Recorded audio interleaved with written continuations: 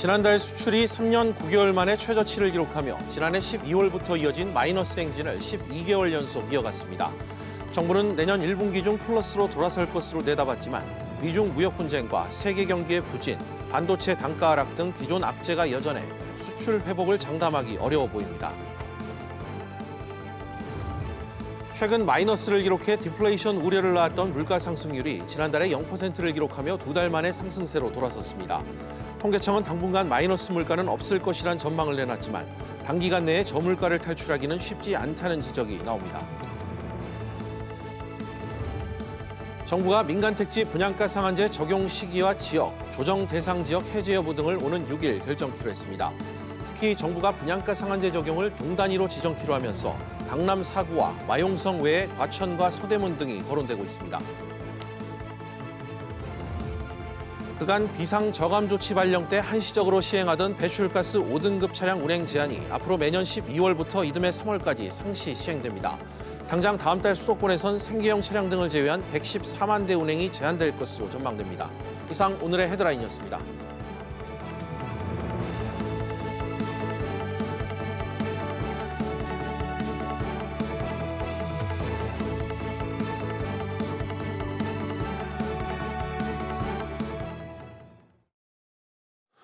민간택지 분양가 상한제 대상 지역을 선정하기 위한 주거정책심의위원회가 다음 주에 열립니다. 결과가 나오면 당일 발표를 거쳐 곧바로 적용되는데요. 서울 강남권과 마포, 용산구 등에서 동단위 후보들이 거론되고 있습니다. 첫 소식 김성훈 기자가 보도합니다. 민간택지 분양가 상한제의 첫 적용 지역이 오는 6일 결정됩니다. 국토교통부는 6일 오전 10시 주거정책심의위원회가 개최된다고 밝혔습니다. 회의는 김현미 국토부 장관을 위원장으로 기획재정부 등 관계부처와 민간의 교수, 연구원 등 25명이 참석해 1시간 반가량의 심의를 거쳐 곧바로 결과 발표까지 이어질 예정입니다. 적용 지역으로 지정되는 기준은 투기 과열지구 가운데 1년간 분양가 상승률이 물가 상승률의 2배를 초과하거나 2달간 청약 경쟁률이 평균 5대1 이상인 곳 또는 석 달간 주택 거래량이 1년 전 같은 기간과 비교해 20% 이상 증가한 곳인데 이 가운데 하나만 충족하면 됩니다. 앞서 정부는 구 단위가 아닌 동 단위의 핀셋 규제를 예고했는데 전문가들은 강남 4구와 마포, 용산, 성동구 등이 우선 사정권 안에 있는 것으로 분석하고 있습니다. 또 최근 집값이 많이 오른 동작구와 과천시도 후보로 거론됩니다. 개발이 끝난 지역은 제외한 아현동이라든가 타운을 계속 추진하고 있는 흑석이라든가 노량진 같이 이렇게 동별로 재개발 재건축 이슈가 있는 지역들 위주로 아마 할 것으로 예상을 하고 있습니다. 한편 다음 주 회의에서는 경기도 고양과 남양주시, 부산시 등이 건의한 조정 대상 지역 해제 여부도 논의될 예정입니다. SBS CNBC 김성훈입니다. 외환 파생 상품 키코 기억하십니까? 10년 전 이 키코 피해 기업들에 대한 첫 분쟁 조정이 막바지에 이르렀는데요. 조정안의 핵심은 이 보상 비율인데 당초 알려진 것과 달리 피해액의 20% 아래로 최종 조정된 것으로 취재 결과 확인됐습니다. 이런 가운데 오늘 은성수 금융위원장과 키코 공동대책위원장의 면담이 전격적으로 이뤄졌다고 합니다. 단독 취재한 손소우 기자 나와 있습니다. 손 기자. 네. 우선 내용을 좀 살펴볼까요? 키코 사태와 관련해 얼마나 지금 보상할 것이냐 이 부분이 좀 관심사인데 네. 당국이 제시한 이 키코 관련 배상 비율 당초 알려진 것보다 좀 더 낮아질 것 같다고요? 네, 결론부터 말씀드리면 이제 애초 알려진 게 피해액의 20에서 30% 선이 될 것이다라는 게 애초에 유력하게 점쳐졌었는데 저희 취재 결과 피해액의 20% 미만, 즉 20% 아래로 인 것으로 최종 확인이 됐습니다. 네, 말씀하신 대로 애초 알려진 것은 30% 정도는 받을 수 있다 이렇게 관측이 됐는데 이보다 지금 더 낮아진다는 얘기신 거죠? 네, 이제 조정 과정에서 금감원이 피해 기업들 그리고 은행들 이 양측의 입장을 조율한 결과라고 볼 수 있겠는데요. 이 보상 비율이 중요한 것은 또 다른 잠정적인 조정 대상 기업들 150여 개 업체 정도로 추정이 되는데 이들에게도 포괄적으로 적용될 기준치라는 것입니다. 따라서 지금 분쟁 조정을 하고 있는 4개 업체 말고도 향후 다른 피해 업체들의 분쟁 조정까지 포괄적으로 감안해서 은행들이 수용 가능한 수준으로 보상 비율이 조정돼야 했고 피해액의 20% 미만으로 낮춰진 것입니다. 네. 조정안은 법적 구속력이 없기 때문에 은행들이 받아들이지 않는다면 1년여간 조정해왔던 과정이 모두 수포로 돌아가게 됩니다. 따라서 해당 은행들의 이사회 통과가 가능한 수준으로 비율 조정이 이뤄진 것이라고 볼 수 있습니다.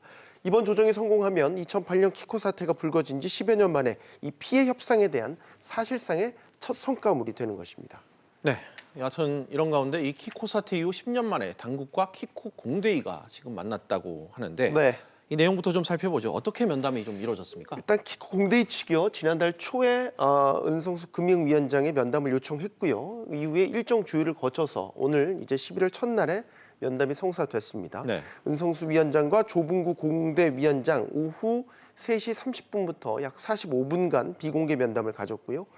공대위 측은 2018년 금융위가 내놓은 키코 피해기업 지원 방안을 이행할 것을 계속해서 요구해 왔었는데요. 이번 면담에서도 은 위원장과 조 위원장은 민간합동 조사기구 설치라든지 또 피해기업 지원을 위한 기금 조성 같은 지원 방안들을 논의했습니다. 네, 송 기자 잘 들었습니다.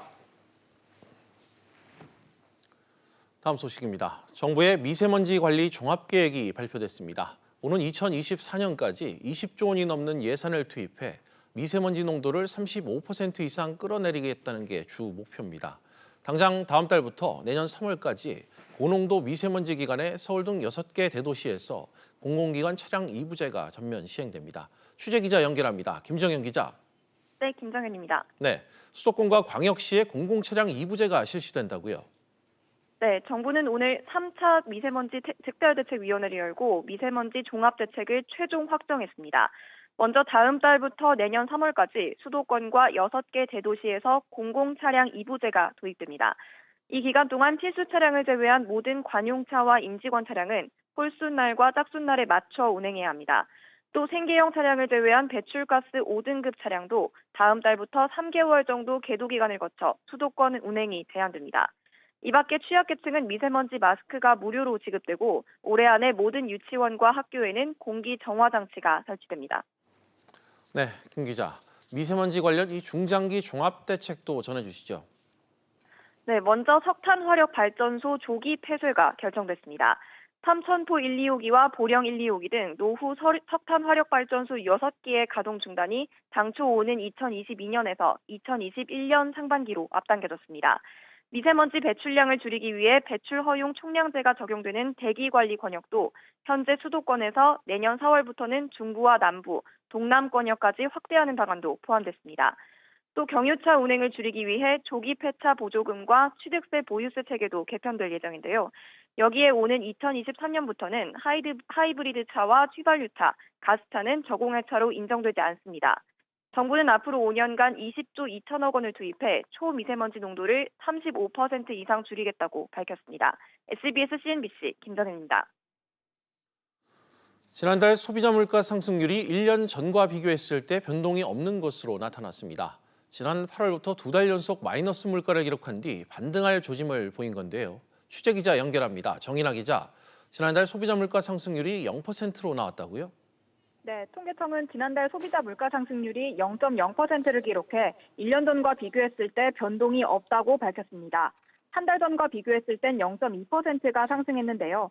지난 8월과 9월에 각각 마이너스 0.04%, 마이너스 0.4%를 기록한 뒤 2달 만에 사실상 반등세로 전환한 겁니다. 네, 정 기자. 최근에 마이너스 물가를 기록하면서 이 저물가로 인한 경기 침체 현상이죠. 디플레이션을 우려하는 목소리가 있었는데 물가가 다시 반등 전환한 이유는 무엇입니까? 네, 통계청은 연이은 태풍으로 인해 김장채소 가격이 상승했고 이 밖에도 농산물 가격의 기저효과가 완화되는 모습을 보이면서 마이너스 물가가 멈췄다고 밝혔습니다. 실제로 배추 가격은 1년 전보다 66.0%, 열무 가격은 88.6%가 올랐습니다. 여기에 지난 9월부터 시행된 경기도 시외버스 요금 인상분이 반영되면서 공공서비스 물가 하락폭이 다소 줄어들었다고 설명했습니다. 통계청은 이달에 있을 코리아 세일페스타 행사 등을 고려하면 당분간 물가 상승률이 0% 중반대를 유지하고 내년까지 마이너스 물가는 나오지 않을 것으로 전망했습니다. SBS CNBC 정인아입니다. 네, 다음은 항공 마일리지 관련 소식입니다. 대한항공이 항공권을 현금 결제와 마일리지를 섞어서 구매할 수 있는 서비스를 도입하기로 했다고 합니다. 자세한 내용 취재기자 연결해 들어보겠습니다. 이한나 기자. 네, 이한나입니다. 네, 대한항공이 현금과 마일리지를 함께 써서 항공권을 살 수 있도록 추진한다고요. 네, 대한항공은 어제 공정거래위원회에 복합결제 시범 운영에 대한 의견을 제출했습니다. 지금까지는 항공권을 구매할 때 전액 현금 결제 또는 전액 마일리지 차감을 했어야 했는데요. 복합결제는 현금과 마일리지를 섞어서 항공권을 구매할 수 있는 방식입니다. 이 방식이 도입될 경우 일정 기준에 미치지 못해 사용하지 못했던 마일리지 사용이 활성화될 것으로 기대됩니다. 이 기자, 언제쯤 사용 가능해지는 걸까요? 네, 전면 도입하기까지는 1년 이상 걸릴 것으로 보입니다. 약관을 개정하고 결제 시스템을 새로 개발해야 하기 때문입니다. 대한항공은 마일리지당 현금 전환 비율 등을 정해 연내에 관련 제도를 발표할 예정입니다. 이 기자, 이런 제도를 도입키로 한 건 아무래도 소비자들의 민원과 좀 적지 않은 연관이 있겠죠? 네, 마일리지 운영 방식에 대한 소비자들의 불만이 커지고 있었는데요. 때문에 공정위는 대한항공과 아시아나항공에 복합결제 방식을 도입할 것을 권고한 바 있습니다. 마일리지를 꽉 채워야 항공권을 살 수 있는 현재 방식이 소비자의 마일리지 사용 권리를 제한한다고 본 겁니다. 한편 아시아나항공은 아직까지 복합결제 도입 등에 관한 의견을 공정위에 밝히지 않은 상태입니다. SBS CNBC 이한나입니다. 우리나라 수출이 11개월째 감소했습니다. 이에 대해 정부는 수출 부진이 바닥이 왔다는 진단을 내놨는데요. 그렇지만 기업들은 대내외 불확실성에 내년 전망과 계획 수립에 어려움을 겪고 있습니다. 취재기자 역시 연결합니다. 오정인 기자. 네, 오정인입니다. 네, 수출이 3년 만에 최대 감소폭을 오늘 기록했다고요. 네, 산업통상자원부에 따르면 지난달 수출은 467.8억 달러로 1년 전보다 14.7% 감소했습니다. 지난해 12월부터 11개월 연속 하락세를 보이고 있습니다. 특히 지난달 감소폭은 3년 9개월 만에 최대입니다. 우리 수출 주력 품목 상황도 악화됐는데요. 반도체는 32.1%, 석유 제품은 26.2%, 석유화학은 22.6% 줄었습니다. 또 대중 수출은 16.9% 줄었고 대미 수출은 8.4%, 대일 수출은 13.8% 감소했습니다. 네, 원인은 또 어떻게 분석되는지, 향후 전망은 또 어떻습니까? 네, 대외 불확실성이 계속되고 여기에 반도체 업황 부진과 유가 하락 등 글로벌 경기 둔화까지 더해졌기 때문입니다. 이런 가운데 우리 정부는 수출 경기가 바닥을 찍은 것으로 보고 내년부터 본격적으로 반등할 것이라는 전망을 내놨습니다. 반도체 가격 회복, 수주 선박의 인도 본격화 등이 뒷받침된다면 내년 1분기에는 플러스로 전환될 것으로 기대됩니다. 대내외 불확실성이 이 기업들의 내년 사업 계획 준비도 지금 어렵다고요. 네, 그렇습니다. 기업들은 워낙 대내외 불확실성이 커서 내년도 사업 계획 수립에 어려움을 겪고 있는데요. 일부 기업들은 아예 비상 경영을 선언하고 있습니다. SBS CNBC 오정인입니다. 삼성전자가 창립 50주년을 맞았습니다. 기념식은 임직원 400여 명이 참석한 채 조용히 치러졌습니다. 이재용 부회장은 기념식장을 찾는 대신 일본 출장길에 올랐는데요. 취재기자 연결해 상황 들어보겠습니다. 오수영 기자. 네, 오수영입니다. 네, 오늘 창립 50주년 이 기념식에 이재용 부회장은 참석하지 않았다고요? 그렇습니다. 지난 1969년 설립된 삼성전자가 오늘 창립 50주년 행사를 경기도 수원의 삼성 디지털시티에서 열었습니다. 김기남 부회장, 김현석 사장, 그리고 고동진 사장 등 임직원 400여 명이 참석했습니다. 이재용 부회장은 참석하지 않았는데요. 영상을 통해서만 임직원들에게 메시지를 내놨습니다. 네, 이 부회장 어떤 메시지를 구체적으로 내놨나요? 네, 이 부회장은 기념식 영상에서 다가올 50년을 준비해 미래 세대에 물려줄 100년 기업이 되자고 말했습니다. 또 지금까지의 50년은 여러분 모두의 헌신과 노력으로 가능했다면서 직원들을 격려했습니다. 또 앞으로 50년 마음껏 꿈꾸고 상상합시다라면서 도전의식을 강조했습니다. 또 상생도 역설했는데요. 같이 나누고 함께 성장하는 것이 세계 최고를 향한 길이라면서 기업의 사회적 책임과 역할도 당부했습니다. 네, 기념식에 참석하지 않은 이 부회장은 대신 해외 출장길에 올랐다고요? 네, 올해 들어 네 번째로 일본 출장길에 올랐습니다. 일본 현지 사업 파트너들을 만나서 협력 강화, 또 신규 사업 등의 논의를 하는 것으로 알려졌습니다. SBS CNBC 오수영입니다. 역사적 가치가 있는 오래된 건물 개발에 투자의 수익을 내는 이 독일의 헤리티지 파생결합증권 DLS의 만기가 내년 1월 말로 추가 연장됐다고 합니다. 예상했던 것보다 자산 매각이 지연되고 있기 때문인데요. 취재기자 연결해 상황 들어보겠습니다. 김성현 기자, 만기가 연장된 독일 헤리티지 DLS 상품, 어떤 상품인가요? 네, KB증권이 발행하고 신한금융투자가 판매한 130억 원 규모의 DLS 1473호와 1477호인데요. 신한금투는 만기를 추가적으로 3개월 연장하기로 한 내용을 투자자에게 고지한 것으로 알려졌습니다. 이 DLS는 독일 현지 시행사인 둔필 트러스트가 역사적 보존 가치가 있는 건물을 개발하는 사업에 투자하는 싱가포르 여객 펀드를 기초자산으로 한 2년여 만기 상품입니다. 해당 상품이 투자한 물건은 베를린 발전소와 막사 두 곳으로 나타났습니다. 신한금융투자가 추가적으로 만기를 연장한 구체적인 이유가 뭡니까? 네, 매각을 진행했던 베를린 발전소 매각이 예상했던 것보다 늦어졌기 때문입니다. 현재 매수자를 확정해 가격 협상까지 끝난 상태로 매수인의 내부 승인 절차만 남아있는 것으로 알려졌는데요. 막사의 경우에는 매각 조건과 세부 사항의 변경으로 매매 계약 체결이 지연되고 있는 것으로 파악됐습니다. 다만 발전소만 매각이 되면 투자금이 정상적으로 상환이 되는 것으로 알려졌는데요. 신한금투는 해당 상품을 3천억 원가량 판매했습니다. 지금까지 시중은행과 증권사를 통해 팔려나간 독일 헤리티지 DLS 가운데 만기에 투자자들에게 원금을 제때 돌려주지 못해 연장된 상품의 규모는 약 1천억 원 수준입니다. SBS CNBC 김성현입니다. 공정거래위원회가 국내 59개 대기업 집단 소속 계열사 수는 모두 2,135개로 최근 3개월간 7곳 증가했다고 밝혔습니다. 신규 편입 회사가 많은 대기업 집단은 카카오와 SK였고 제외된 회사가 많은 집단은 다우키움, 코롱 순이었습니다. 국토교통부는 올해 6월 말 기준 외국인이 보유한 국내 토지 면적이 지난해 말과 비교해 1.4% 증가한 245제곱킬로미터로 집계됐다고 밝혔습니다. 이는 전체 국토 면적의 0.2% 수준으로 여의도 면적의 85배에 이르고 축구장 3만 4천여 개에 해당합니다. 국적별로는 미국인 보유 토지가 전체 외국인 보유 면적의 52.2%를 차지했고 중국과 일본, 유럽 등의 순이었습니다.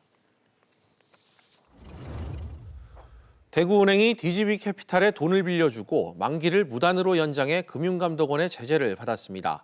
대구은행은 지난해 7월 DGB캐피탈에 빌려준 1,000억 원 만기를 연장하기 위한 이사회에서 필요한 전원 찬성이 없었음에도 만기를 연장해줬습니다. 이에 금감원은 대구은행에 과태료 5,200만 원을 부과하고 퇴직 임원에겐 주의 상당의 제재를 내렸습니다. 지난달 국내 완성차 판매가 지난해 같은 기간에 비해 4% 감소했습니다. 특히 내수도 감소로 전환한 가운데 한국 GM, 르노 삼성차, 쌍용차는 판매량이 각각 20% 넘게 급락했습니다. 현대기아차는 소나타와 셀토스 등 신차 효과를 거두면서 각각 2.5%, 0.8% 감소에 그쳤습니다.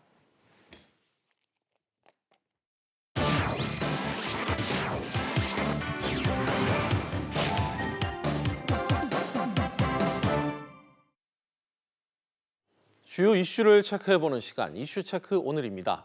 그럼 먼저 첫 번째 이슈부터 보도록 하겠습니다. 화면 보시죠.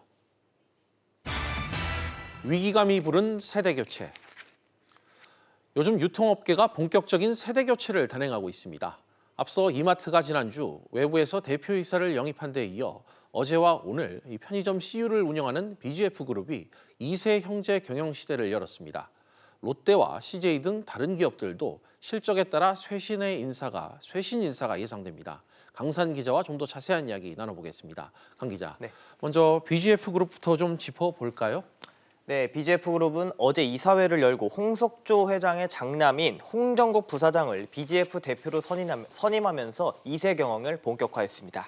오늘은 추가로 차남인 홍정혁 상무를 전무로 승진시키며 형제 경영을 본격화했는데요. 앞서 BGF그룹은 2017년 말 이 지주회사로 전환하기 위해서 BGF 리테일을 분할하고 승계를 준비해오고 있었습니다. 홍 신임 대표는 최근 경영지원 부문장 등을 역임하면서 이 신산업 위주로 헬로네이처 등을 통한 신규 사업에 이렇게 추진하는 것으로 몰입하고 있었는데요. 네. 이번 인사에서는 CU 편의점을 관리하는 BGF 리테일의 이 신임 대표로도 이건준 BGF 사장이 내정됐습니다.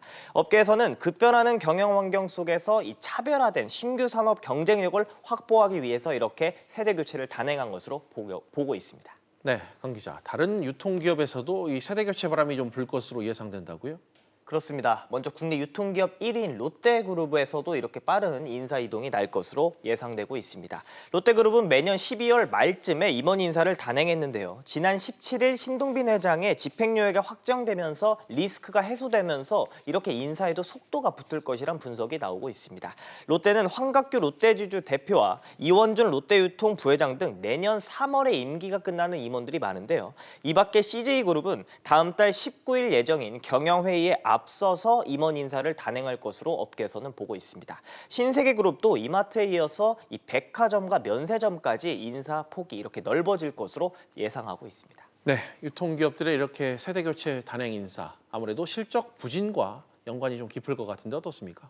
그렇습니다. 그렇게 해석이 될 수 있는데요. 일단 롯데그룹 계열사에서 유통 부문을 책임지고 있는 롯데쇼핑을 봐도 올해 상반기 기준 영업이익이 지난해와 비교해서 3.6% 감소했습니다. 아직 역성장을 걱정할 정도는 아니지만 이 과거 10% 이상의 매출 신장률을 비교해봤을 때는 약간 초라한 수준으로 볼 수 있습니다. CJ그룹 역시 식품 부문의 약간은 부진으로 인해서 이 CJ제일제당이 비상경영을 선포했고 수익성 개선을 위해서 이 대대적인 고강도 구조조정 작업을 현재 진행 중입니다.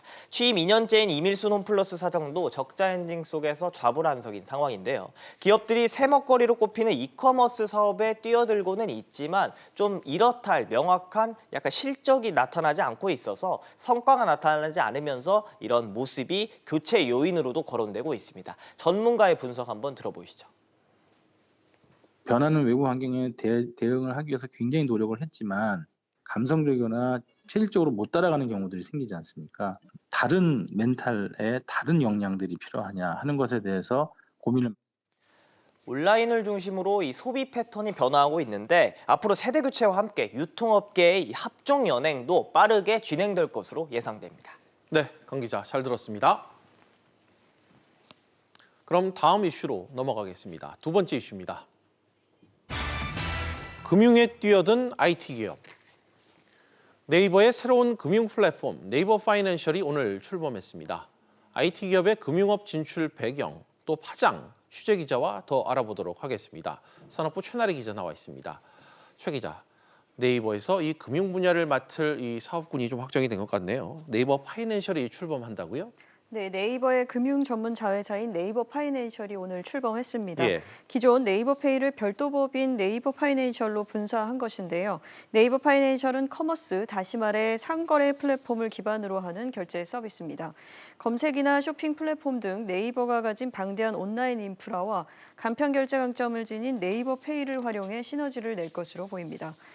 최인혁 초대 대표는 검색과 페이, 부동산 등 금융 관여도가 높은 트래픽을 활용해 금융 서비스 이용자를 확대할 계획이라고 설명했습니다. 내년부터 제휴 방식의 네이버 통장을, 그리고 내년 하반기부터는 신용카드와 그리고 예금, 적금, 주식, 보험까지도 검토를 하고 있습니다. 네, 상당히 좀 폭이 큰 모습인 것 같은데 최 기자, 소비자들은 이런 변화를 어떻게 좀 체감하게 될까요? 네, 예를 들어 기존에 네이버를 이용해 쇼핑을 했던 그 소비자를 한번 가정해 보겠습니다. 이런 소비자라면 항공권을 산다고 할 때 네이버가 소비자에게 적합한 그 여행자 보험 상품 등을 추천해 주고 소비자는 항공권은 물론 여행자 보험도 네이버에서 가입할 수 있는 셈입니다. 축적된 방대한 데이터를 이용해 금융 서비스 이용도를 확대하겠다는 게 네이버 측의 설명입니다. 네, 앞서 금융업에 좀 먼저 뛰어든 이 카카오, 그리고 기존 금융권과의 경쟁 구도 어떻게 좀 예측이 되고 있습니까? 아직 네이버 파이낸셜의 금융 사업이 구체화된 단계는 아닙니다. 어떤 영역까지 시장 확장이 가능할지는 아직 뚜렷하지 않은데요. 다양한 신산업이 창출될 경우 기존 산업계와의 경쟁은 불가피할 것으로 보여집니다. 예를 들어 결제 단계가 줄어들 경우 카드 업계에 위협이 될 수 있고요. 시장 성공 가능성에 대해 이미 자체 검증은 이루어지고 있습니다. 이미 네이버 파이낸셜이 기반이 된 간편 결제 서비스 네이버 페이 월간 결제자 수는 1,000만 명을 웃돌고 있습니다. 예. 올해 3분기 네이버 페이 결제액은 지난해보다 45% 성장하며 4조 원을 돌파했습니다. 인터넷 전문은행 카카오뱅크와 간편 결제 업체 카카오페이와 네이버 간의 승부가 어떻게 펼쳐질지도 관심이 큰 상황입니다. 네, 이처럼 이 최근 IT 기업의 금융 진출이 증가하는 이유, 전문가들은 좀 어떻게 분석하고 있나요? 네, 이번 네이버 파이낸셜의 등장은 간편 결제 시장에서 몸집을 키우던 네이버가 결국 금융 상품과 서비스까지 제공하는 단계에 이른 셈인데요.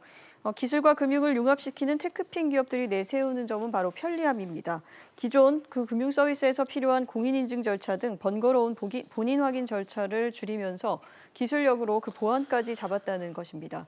결국 IT 기술의 발전과 이에 따른 소비자들의 니즈가 맞물려서 IT 기업의 금융권 진출은 거스를 수 없는 흐름이 되고 있는데요. 다만 성장 속도에 있어서 변수는 있습니다. 금융 라이센스 획득 여부와 네이버의 전략적 파트너인 미래에셋이 투자 규모와 분야를 앞으로 금융권의 핵 이슈로 떠오를 수가 있습니다. 네, 최 기자 잘 들었습니다. 네, 이제 마지막 이슈 확인해 보겠습니다. 세 번째 이슈입니다. 기업의 위기 대응. 벌써 기업들이 비상경영에 돌입하기 시작했습니다. 내년에 경제가 더 어려워질 뿐만 아니라 외환위기 수준까지 대비해야 한다. 이런 이야기도 요즘 나오고 있다고 하는데요. 취재기자 통해 역시 이 내용 짚어보겠습니다. 산업부 김현우 기자 나와 있습니다. 김 기자, 네. 롯데가 비상경영을 선언했다고요? 네, 롯데그룹은 지난 30일 신동빈 회장과 계열사 CEO, 임원들이 모인 경영 간담회에서 비상경영체제 돌입을 선언했습니다. 지금 내수 침체와 글로벌 업황 악화 등 경제 불확실성이 과거 외환 위기와 글로벌 금융 위기만큼 심각하다고 봤습니다. 유동성 위기 등에 철저히 대비하자는 데 의견을 모은 것으로 알려졌습니다. 황갑규 부회장도 간담회 전에 장밋빛 계획이나 회사 주변 환경만 의식한 보수적 계획 수립은 지양하라며 비상경영체제 전환을 주문했습니다. 네, 롯데가 비상경영체제를 선언한 배경, 좀 유독 주목받는 이유가 있을까요? 네, 정부도 위기 상황이라는 것을 인정할 만큼 경제가 어렵기 때문입니다. 홍남기 경제부총리는 지난 30일 국회 예결위 전체 회의에서 글로벌 금융위기나 외환위기 정도 수준으로 투자와 소비가 부진하다고 말했습니다. 내년에는 경제가 더 악화될 것으로 전망됩니다. 내년 경제 성장률을 모건 스탠리는 1.7%, 뱅크 오브 아메리카 메릴린치는 1.6%로 전망했습니다. 국내 기관들도 LG연구원 1.8%, 국가미래연구원 1.9% 등 1%대 성장을 예상했습니다. 네, 김 기자. 삼성이나 LG, SK 등 이 다른 대기업들 상황은 좀 어떻습니까? 다른 주요 대기업 총수들도 위기론을 강조하며 사실상 비상경영체제에 돌입했습니다. 삼성전자의 이재용 부회장은 이미 지난 6월 새롭게 창업한다는 각오로 도전해야 한다고 말했습니다. 삼성전자는 반도체 업황 악화로 최근 실적이 반토막 났습니다. 최태원 SK그룹 회장은 지난 9월 20년 동안 이런 종류의 위기는 처음이라며 이런 리스크가 앞으로 30년은 갈 것이라고 예상했습니다. 구광모 LG그룹 회장도 지난 9월 경제 저성장 기조가 길어질 것이라며 앞으로 몇 년이 생존을 좌우하는 중요한 시기라고 강조했습니다. 네, 기업들은 어떤 방식으로 좀 대응을 하고 있을까요? 네, 위기 상황에서 기업들이 지출, 투자, 고용을 줄일 것이라는 전망이 나오고 있습니다. 이 때문에 경제가 더 악순환에 빠질 수 있다는 우려가 나옵니다. 투자를 줄이면 장기적으로 기업의 경쟁력이 약해지고 대기업과 거래하는 중소기업은 더 큰 피해를 입게 됩니다. 파격적인 인사도 있을 것으로 전망됩니다. 현대기아차는 중국 부진을 타개하기 위해 이광국 현대차 부사장을 중국 사업총괄사장으로 임명했습니다. 또 폭스바겐 중국 연구개발 담당이었던 스벤 파투시카를 중국기술연구소장으로 영입했습니다. 네, 김 기자 잘 들었습니다.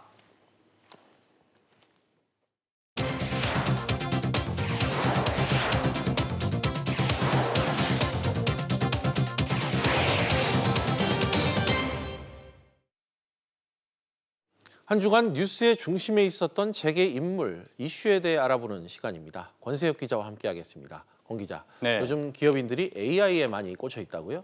네, 최태원 SK그룹 회장의 인식에서 그 이유를 엿볼 수가 있는데요. 예. 최 회장은 최근 한 포럼에서 세상을 바꿀 기술을 하나만 꼽으라면 그건 인공지능, 바로 AI라고 강조를 했습니다.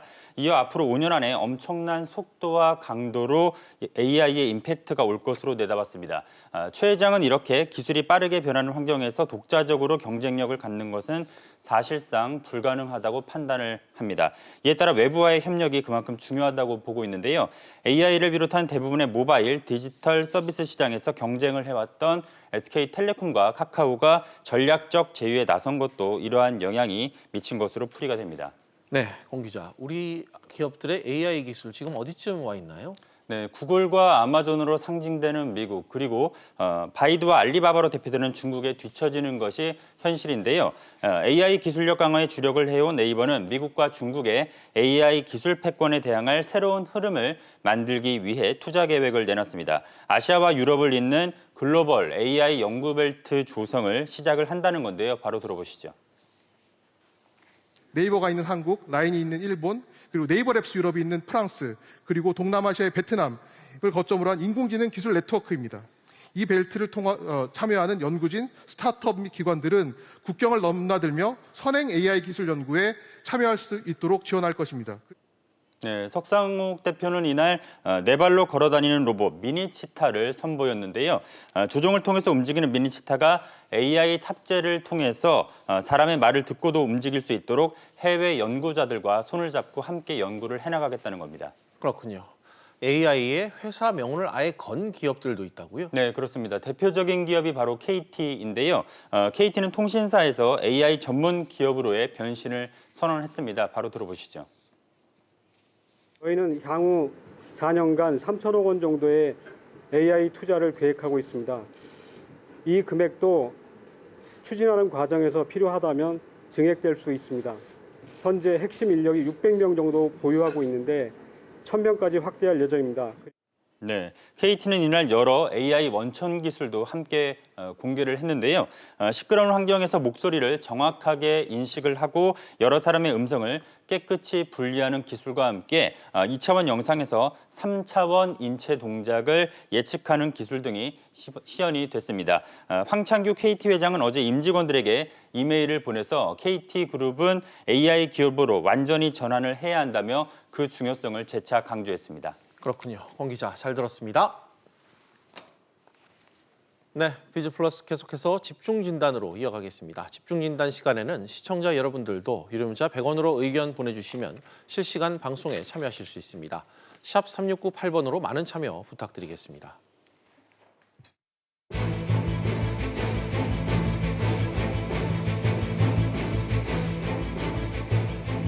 극단적으로 얘기해. 농담이 아니야. 마누라 자식 빼는 거 다 바꿔봐.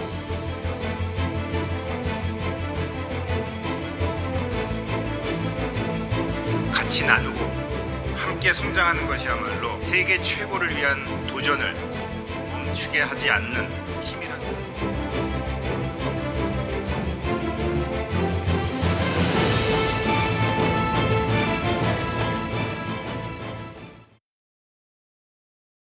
그간 수많은 기업이 우리 경제를 지탱하고 발전시켜왔죠. 삼성전자도 그중 하나입니다. 창립 이후 반세기 동안 지속된 도전과 이 혁신은 우리 경제에 의미 있는 변화를 많이 가져왔고요. 새로운 경제적 가치를 창출했습니다. 그래서 오늘 집중진단 시간에는 삼성전자의 지난 50년 그리고 앞으로 변화에 대해 이야기해보는 시간 갖겠습니다. 김대종 세종대학교 경영학부 교수 모셨습니다. 교수님 어서 오십시오. 안녕하십니까. 네. 오늘 이 주제를 준비하면서 문득 이런 생각이 좀 들더라고요. 창립 50주년을 맞은 이 삼성전자, 우리 경제에서 어느 정도의 좀 무게감을 좀 갖고 있을까? 상징성과 영향력, 뭐 이런 부분을 많은 분들이 좀 생각을 하실 것 같은데 교수님, 뭐 학계에서는 좀 이 삼성이라는 기업을 대표적으로 어떻게 평가하고 있습니까? 삼성전자는 우리나라 최고의 기업이고 네. 또 우리나라의 최고 기업을 떠나서 이제 세계 최고의 IT 기업인데요. 네. 삼성전자가 이제 작년에 매출액이 250조 원입니다. 그러니까 우리나라 전체 그 GDP 생산이 1,500조쯤 되니까 예. 우리나라 국내 총 생산의 15% 정도 차지하고 작년에 우리나라 총 수출액이 700조입니다. 삼성이 우리나라 전체 수출액의 22%를 차지하고 있다. 네. 그러니까 삼성이 우리나라 경제에서 차지하는 게 한 20% 정도 차지한다고 보시면 되겠고 우리나라 전체 시가총액이 한 1,500조 원쯤 되거든요. 예. 삼성전자가 우선주하고 합치면 시가총액이 한 400조 원쯤 되거든요. 그러니까 전체 시가총액의 한 30%를 차지하고 있다. 예. 그래서 우리나라 경제 주식시장에서 한 30%를 삼성이 차지하고 있고 수출에는 한 20%를 차지하고 있는 우리나라 최고 또 세계 최고의 IT 기업이다. 이렇게 말씀드릴 수 있습니다. 예, 뭐 수치로 명확히 어느 정도 비중을 차지하는지 얘기를 좀 해주신 것 같습니다. 삼성전자가 어느덧 50주년을 맞았습니다. 국내 이 내수 주력 기업에서 글로벌 기업으로 성장하기까지 TV와 반도체, 스마트폰 등 이 새로운 먹거리 발굴로 혁신을 거듭해오며 발전을 해왔는데요. 교수님, 이 성과 측면에서 삼성전자의 반세기 발자취라고 그러죠. 이 부분을 좀 짚지 않을 수 없을 것 같아요. 예, 삼성전자는 1969년도에 이병철 회장이 이제 삼성이 일본에 가서 흑백 TV 조립하는 걸 보고 배워왔는데요. 예. 그 이후에 이병철 회장이 삼성을 키웠습니다. 삼성은 과거에 일본에서 흑백 TV 조립하는 걸 배운 것을 지금은 일본에 있는 모든 전자회사 10개를 다 합친 것보다도 매출액이나 순이익 면에서 더 월등하거든요. 예. 그래서 삼성은 1969년도에 설립되었지만 지금 현재 시가총액이 400조 원이고 뭐 소니, 뭐 히타치 모든 일본의 전자회사를 능가했다. 직원이 당시에 한 30명에서 지금은 31만 명입니다. 예. 10,000배 정도 성장을 했고 그 당시에 수출액은 그 총 생산액은 4천만 원이었는데 지금 한 600만 배 정도 성장을 해서 네. 250조 정도 매출액이 나왔습니다. 이와 같이 삼성이 과거의 삼성이 아니라 예. 또 참 재밌는 것은 주식 투자하시는 분들이 또 많이 관심을 가질 것 같은데 예. 주식 투자를 1970년대, 60년대는 건설주, 화학주, 은행주가 시가총액 1등을 했거든요. 네. 주식 투자하는 방법 중에 시가총액 1등만 투자하는 방법이 좋은 방법이 있습니다. 뭐 저도 일전에 한 교수님한테 들었는 건데 자기 월급의 20%를 시가총액 1등 기업만 계속 투자했더니 한 30년을 투자했더니 1조가 넘었다는 거예요. 그래서 여러분들도 시가총액 1등인 기업이 삼성전자만 네. 자기 수익의 여유분 한 10%, 20% 정도만 지속적으로 투자하는 것도 좋은 수익을 올리겠다 그렇게 말씀드리겠고 저도 생생하게 기억나는 게 97년도에 예. 삼성전자 주가가 3만 원이었습니다. 그런데 그 액면 분할하기 직전에 300만 원까지 올랐으니까요. 네. 100배 이상 올랐거든요. 이와 같이 삼성이 주식 투자하시는 분들은 가장 변화하고 혁신할 수 있는 기업, 앞으로 어떤 기업이 성장할 수 있는 거를 삼성전자를 본다 그러면 가장 잘할 수 있을 것이다. 앞으로 이제 변화하고 혁신하고 성장할 수 있는 기업에 투자하는 것도 좋은 방법이다. 삼성전자의 발자취입니다. 알겠습니다. 주식 얘기 좀 색달랐던 것 같습니다. 예. 네. 1등을 많이 한 기업만큼 걸맞은 성적표도 많이 가져갔습니다. 전 세계에서 1위를 하고 있는 수위를 차지하고 있는 분야 어떤 게 있는지 이 부분도 좀 짚어주시죠. 삼성전자는 아시는 바와 같이 메모리 분야에서 세계 1등입니다. 예. 전 세계 메모리의 40%를 삼성전자가 차지하고 있고요. 그다음에 핸드폰은 세계 매출액으로 세계 1등입니다. 예.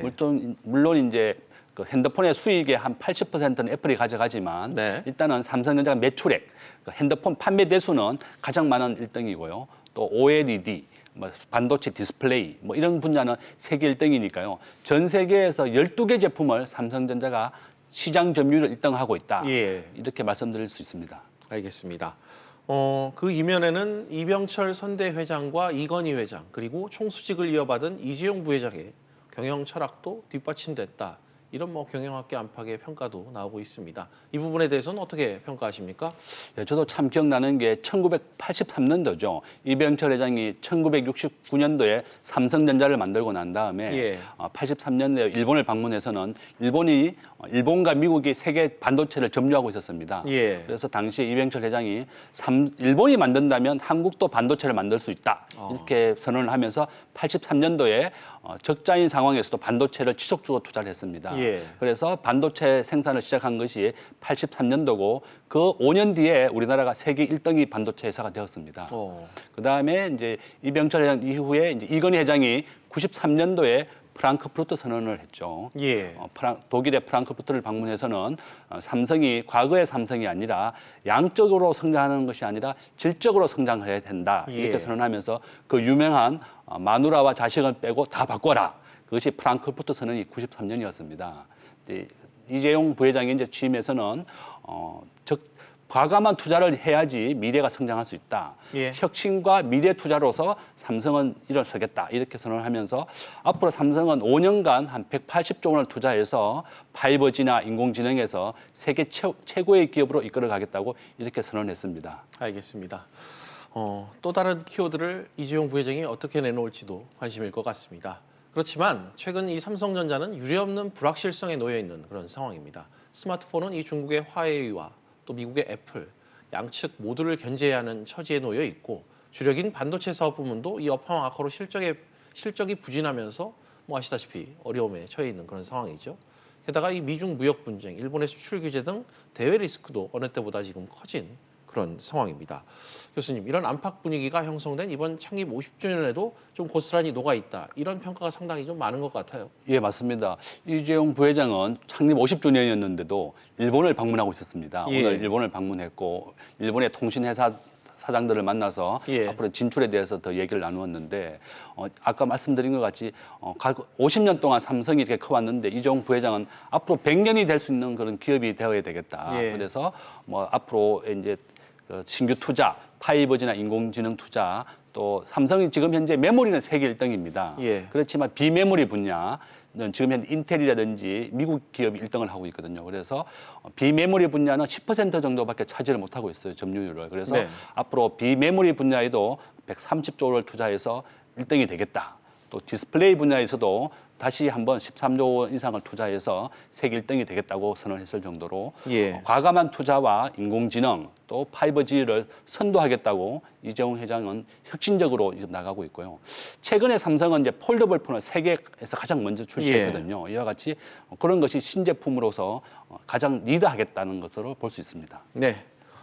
삼성의 지금 뭐 실적도 좀 현재를 보여주고 있기 때문에 실적도 좀 짚어보도록 하겠습니다. 반도체 사업은 여전히 크게 반등을 좀 주춤한 그런 상황인데 영업이 그렇게 좀 시원치 않은 것 같습니다. 전년 동기 대비 좀 절반에 그친 그런 모습인데 뭐 다른 주력 사업분까지 좀 두루 좀 짚어주시죠. 삼성전자는 4가지 분야가 주력 사업인데요. 예. 반도체, 그다음에 가전, 그다음에 핸드폰, 디스플레이입니다. 예. 반도체는 이제 최근에 실적이 안 좋았던 이유가 메모리 반도체 가격이 7달러였다가 2달러까지 떨어졌어요. 예. 반 정도 이상 가격이 떨어지면서 좀 주춤했고 다행히 이제 핸드폰에서 한 3조 원 정도 수익이 났습니다. 삼성이 최고급 제품에서 또 저가용으로 중저가로도 판매가 많이 되는 것을 진출하면서 예. 3조 원 정도 수익이 났고요. 반도체는 지금 현재 아마존이나 마이크로소프트에서 메모리 분야에 대한 그 수요가 내년에는 많이 날 것이라고 해서 예. 반등하고 있는 분위기입니다. 아주 비관적인 건 아니고요. 그래서 이게 배품 주기에 따라서 반도체 가격은 작년에는 뭐 크게 15조, 17조까지 났다가 이번에는 한 5조, 7조까지 났었는데요. 예. 일단 이렇게 주기가 있기 때문에 반도체 가격은 좀 들쭉날쭉하다 이렇게 볼 수가 있고 그래서 삼성이 메모리에서 세계 1등이니까 비메모리도 자기 좀 1등을 추구하겠다고 해서 대규모 투자를 했습니다. 그래서 삼성은 4개의 분야에서 골고루 이익을 나고 있고 반도체와 핸드폰에서 큰 이익이 나고 가전과 또 디스플레이 분야에서는 작은 정도의 이익만 나고 있는 상황입니다. 알겠습니다. AI나 5G 등 이 차세대 기술에 대한 투자도 좀 속속 단행을 하고 있는 그런 모습인데 이 미래를 위한 이 투자 부분에 대해서는 좀 어느 수준까지 지금 와 있는지 좀 평가를 해주시죠. 예. 삼성은 지금 현재 5G나 또 자동차의 전장 산업이라고 그래서 예. 자동차 반도체도 진출하겠습니다. 그렇게 하고 최근에 아시는 바와 같이 삼성 바이오 분야가 기존의 삼성의 반도체와 핸드폰을 잇는 새로운 산업이라고 해서 삼성 바이오를 설립해서 투자하고 있고요. 예. 또 5G는 또 내년부터는 새로운 수요를 창출할 겁니다. 메모리 분야나 핸드폰 사업에서 많이 크게 수요가 있을 것이라고 내다보고 있고 예. 인공지능도 삼성이 세계 특허 등록은 한 3, 4위쯤 됩니다. 삼성이 굉장히 인공지능 분야에서도 과감한 투자를 하고 있고 또 이재용 부회장이 들어오고 난 다음에 하만을 인수했거든요. 예. 자동차 전장 산업에도 진출하겠다. 그래서 삼성도 과거의 삼성에 머물지 아니하고 계속 새로운 산업을 투자하거나 진출하고 있고 우리나라에서 매년 1,000명 정도의 소프트웨어 인력을 양성하기 위해서 대학생들 교육을 시키고 있어요. 예. 매년 1,000명 정도를 학생들을 뽑아서 무료로 소프트웨어 교육을 시키고 있거든요.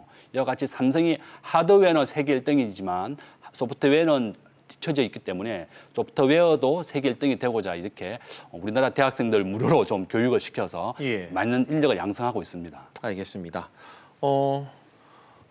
국가대표 기업인 만큼 그에 걸맞는 사회적 책임도 많이 요구하고 있는 그런 상황인 것 같은데 사회적 역할 강화 측면에서의 삼성전자의 위치 그리고 마지막으로 100년 기업으로 지금 도약하고 있는 앞둔 그 상황이기 때문에 남겨진 과제가 또 무엇인지 각각 좀 하나씩 짚어주시기 바랍니다. 저는 삼성이 최근에 중소기업과 협력과 상생을 강조했는데요. 예. 우리나라 전체 매출액의 반은 생산의 반은 중소기업입니다. 또 고용의 88%는 중소기업이고요. 네. 최근에 이제 한일 갈등이 일어나면서 반도체 소재와 부품에 대해서 중소기업이 역할이 중요해졌는데요. 예. 삼성도 거기에 대해서 상생과 협력을 하겠다고 했습니다. 삼성이 모든 반도체 재료와 소재를 다 생산할 수 없거든요. 저는 한일 갈등이 오히려 한국에는 좋은 기회가 왔다고 생각합니다. 작년 기준으로 일본의 수출액은 800조고 예. 한국은 700조입니다. 불과 100조 원밖에 차이가 나지 않고 우리나라는 전체 수출이 우리나라 국민의 1인당 수출액이 일본 국민의 2배입니다. 네. 그래서 이번에 삼성이 오히려 한국에는 좋은 기회가 왔다. 중소기업과 협력하고 예. 또 반도체 부품과 소재는 우리 중소기업이 제품한 것을 좀 국산화도 하고 또 다변화도 해서 한국이 오히려 부품 소재에서 자국화하고 다변화할 수 있는 성장의 기회가 왔다고 생각되고 있고 예. 삼성도 이번에 중소기업과 더욱 협력을 해서 상생을 하겠다, 같이 발전하겠다고 얘기했거든요. 그렇게 되었습니다. 그래서 저는 오히려 한일 갈등이 한국에는 좋은 기회가 왔으니까 이것을 계기로 우리나라 중소기업을 더 성장하는 계기로 삼자. 또 두 번째는 삼성이 폴더블 폰 같이 새로운 혁신적인 제품을 만들어냈습니다. 지금까지는 애플이 세계 최고로서 퍼스트 무버였는데 삼성이 모방해서 스마트폰을 만들었었거든요. 예. 모토로라는 노키아는 망했지만 삼성은 아주 모방을 잘해서 이제 선두가 되었습니다. 이제 폴더블 폰을 세계에서 가장 먼저 만들어냈는데요. 예. 이와 같이 세계에서 지금까지는 팔로였지만 가장 먼저 만들어내고 신제품을 가장 먼저 출시할 수 있는 그런 혁신적인 기업으로 나타난다면 다시 한번 우리가 세계 최고의 기업을 이어갈 수 있을 것이다. 예. 저는 그렇게 확신합니다. 알겠습니다. 패스트 팔로우가 아니라 이제 퍼스트 무버가 되려는 기업의 자세를 가졌으면 한다는 얘기를 끝으로 해주셨습니다. 교수님하고는 오늘 여기까지 이야기 나누겠습니다. 오늘 나와주셔서 감사합니다.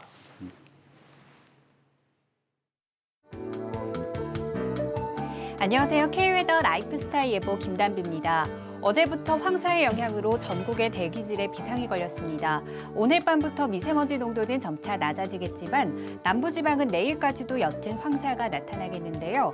내일 오전 전라도와 경남의 미세먼지 농도는 나쁨 단계, 제주도는 매우 나쁨 단계가 예상됩니다. 다행히 낮부터 먼지가 차츰 해소되기 시작해 모레는 전국의 공기질이 깨끗할 것으로 전망됩니다. 주말인 내일은 전국에 구름 많은 가운데 내륙을 중심으로는 일교차가 크겠습니다. 서울의 아침 기온 11도, 광주 10도로 시작해서 한낮에는 20도 안팎까지 오르겠는데요. 외출 시 입고 벗기 편한 겉옷으로 체온 유지에 신경 쓰시기 바랍니다. 내일은 중국 산둥반도 부근에 위치한 고기압의 영향을 받겠습니다. 다음은 자세한 지역별 날씨입니다. 중부지방의 아침 기온 춘천 7도, 대전 8도로 아침에는 쌀쌀하고요. 낮 기온은 20도를 조금 밑돌겠습니다.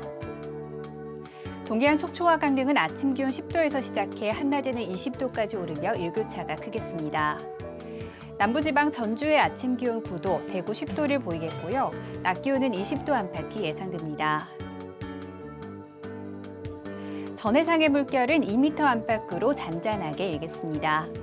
일요일부터 다음 주 월요일 사이 동해안과 제주도에는 비 소식이 있고요. 당분간 아침, 저녁으로는 일교차가 매우 크게 벌어지겠습니다. 환절기 건강관리에 유의하시기 바랍니다. 날씨였습니다. 비즈 플러스 오늘은 여기까지입니다. 다음 뉴스는 7시 뉴스 프리즘으로 이어집니다.